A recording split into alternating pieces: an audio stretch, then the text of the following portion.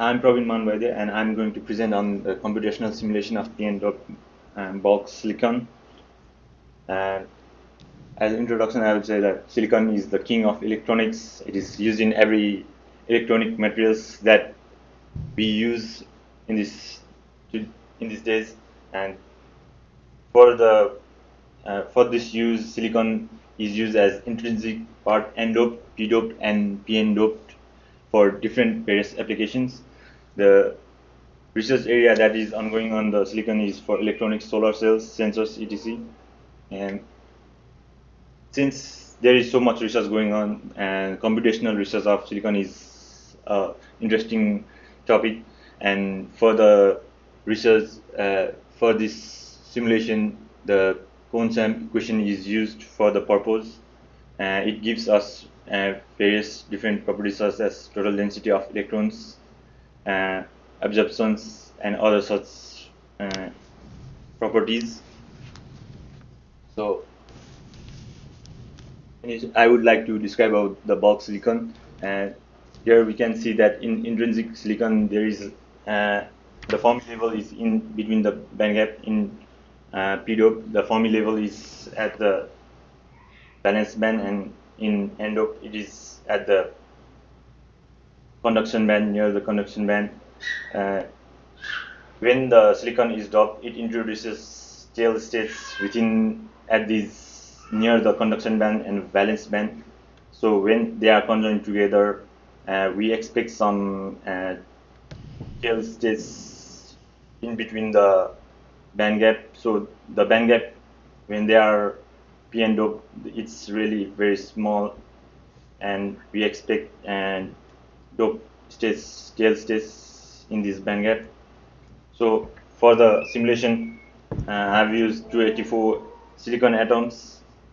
You can see the aluminum atoms and the phosphorus atoms that are symmetrically aligned along the Z direction for the simulation. I use fast software to solve DFT using Purdue Burke version of procedure. So these are the various input files and output files that have been generated. For the result, you can see density of states for the silicon. You can see as there is overlapping between the conduction band and the HOMO band as expected.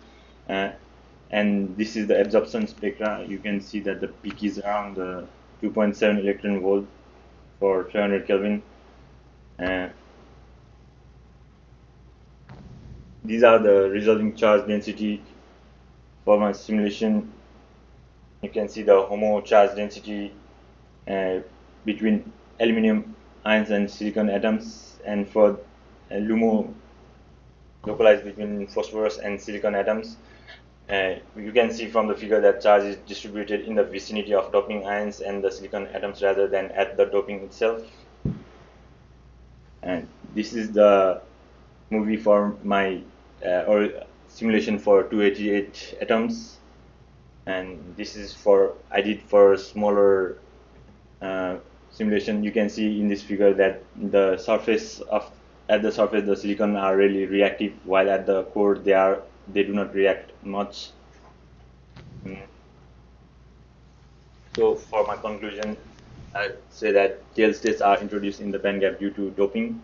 Absorption peak is found at 2.7 electron volt, and there is strong charge transfer between LUMO and HOMO level, and the charge density is distributed in the vicinity of doping and silicon atoms rather than at the doping region itself.